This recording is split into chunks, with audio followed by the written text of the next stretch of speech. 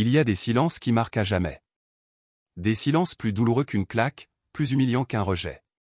Ce matin-là, dans une salle d'audience impersonnelle du tribunal judiciaire de Paris, ce n'est pas un coup de tonnerre qui résonne, mais un rire. Un rire sec, contenu, froid.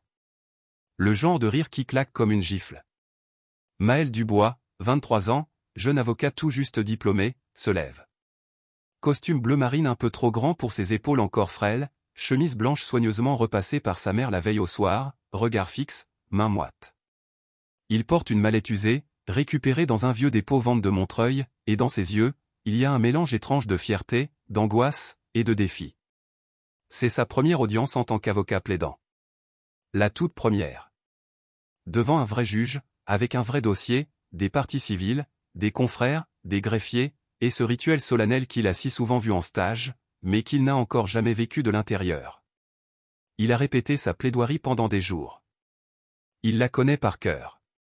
Il a même anticipé les objections possibles, les contre-arguments, les silences. Mais ce qu'il n'a pas prévu, c'est ça.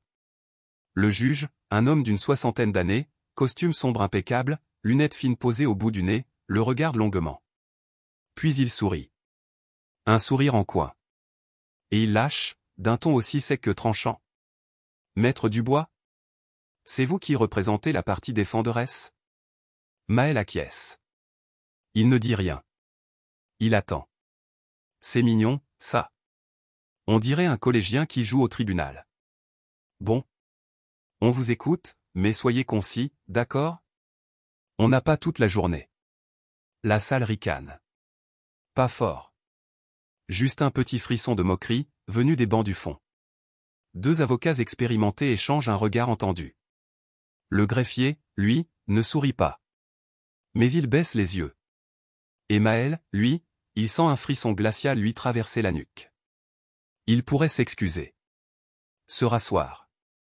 Laisser son client perdre l'affaire. Mais non. Quelque chose en lui se tend. Se redresse. Se fixe. Il s'éclaircit la gorge, respire profondément, et d'un ton posé, presque doux, il répond. Monsieur le Président, si vous me le permettez, j'aimerais simplement exposer les faits. Sans détour. Sans effet de manche. Et là, tout change. Il ouvre son dossier. Lentement. Et il commence. Une voix encore fragile, mais claire. Des phrases courtes, précises. Il parle des faits, uniquement des faits. Pas d'envolée lyrique, pas de citation pompeuse. Juste la vérité, brute, sèche, rangée dans des paragraphes qu'il a relus 1000 fois. Et pendant qu'il parle, il repense à son parcours. À toutes les fois où on lui a dit qu'il n'y arriverait pas. Qu'il n'avait pas le profil. Qu'il ne venait pas du bon milieu. Qu'il n'avait pas le bon nom de famille. Il repense à cette prof de droit administratif, en première année, qui avait dit devant toute la classe, certains d'entre vous, au mieux, finiront juristes en assurance. Et encore. Il repense à son père, ouvrier, qui n'a jamais compris ce qu'il voulait dire par plaider en robe. Qui pensait qu'il voulait faire du théâtre. Et à sa mère, qui avait pris un deuxième boulot de ménage, juste pour lui offrir un ordinateur. Et pendant que le juge, en face, le regarde toujours d'un œil sceptique, Maël, lui, se redresse. À chaque phrase, il prend confiance. Il cite des articles, des jurisprudences, des décisions récentes. Il parle avec rigueur. Il parle avec calme. Il parle avec passion, mais sans jamais hausser la voix. Le juge lève un sourcil. Le rictus moqueur a disparu. Il jette un œil au dossier. Puis il croise les bras. Et il écoute.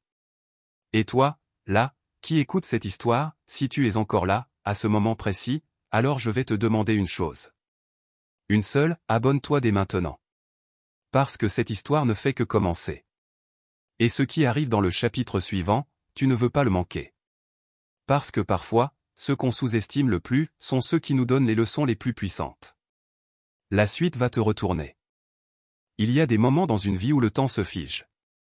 Où une voix qu'on croyait tremblante devient ferme. Où un regard fuyant devient droit. Où un silence pesant devient une déclaration de guerre. Ce moment-là, c'est maintenant.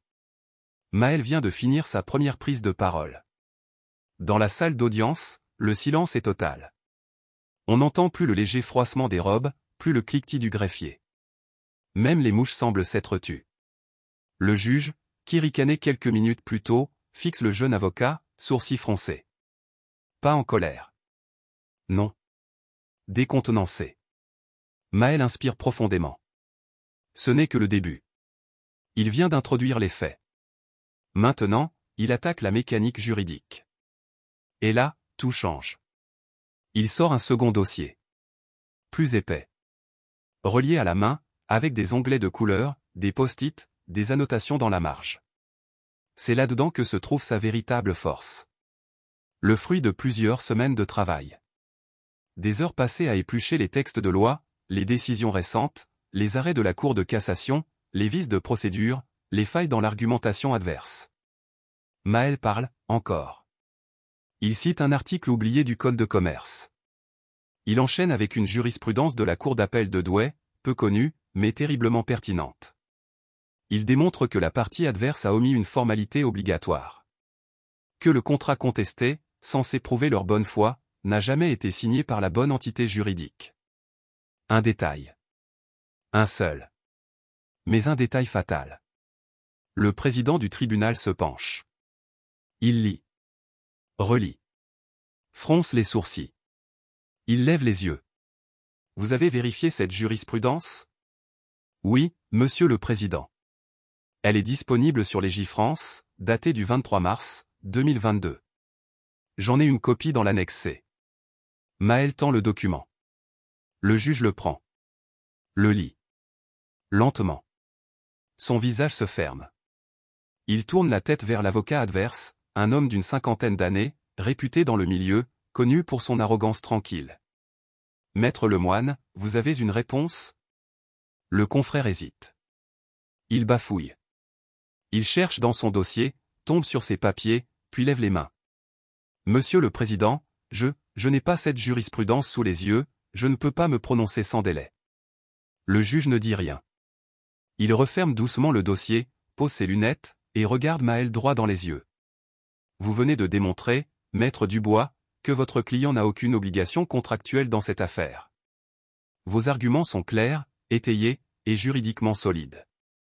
Vous avez fait preuve d'une rigueur remarquable. La Cour se retire pour délibérer. Verdict dans 15 minutes. 15 minutes. Mais pour Maël, ce sont 15 heures. Il sort de la salle, le cœur battant.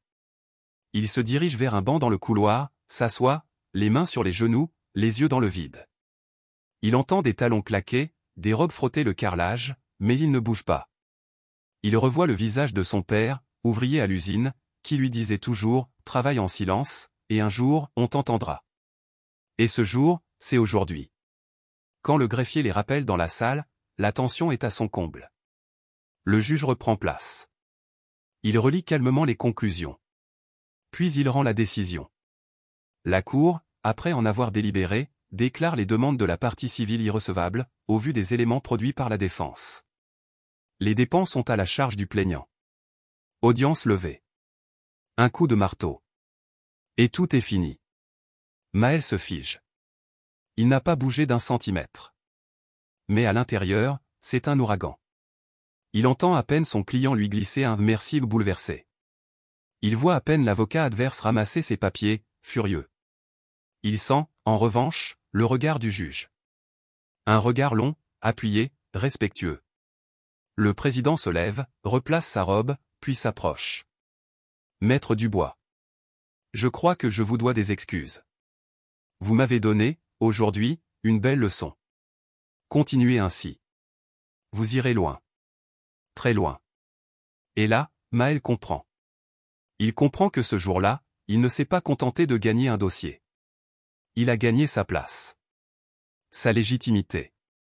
Son respect. 3 jours plus tard, il reçoit un appel. Un grand cabinet du Marais a entendu parler de lui. Quelqu'un leur a raconté ce qui s'était passé au tribunal. On lui propose un rendez-vous. Et quand il s'y rend, costume ajusté, regard droit, il comprend que ce qui s'est passé dans cette salle a marqué plus d'un esprit. Et toi, qui m'as écouté jusqu'ici, si tu penses, toi aussi, que la vraie force, ce n'est pas de hausser la voix mais d'élever son niveau, Si tu crois que même les plus méprisés peuvent un jour renverser la table, alors abonne-toi. Parce que ce genre d'histoire, vraie, forte, inspirante, ce n'est que le début. Et ici, on raconte celle que personne n'ose écrire, mais que tout le monde mérite d'entendre. Maël n'a pas seulement plaidé, il a marqué l'histoire.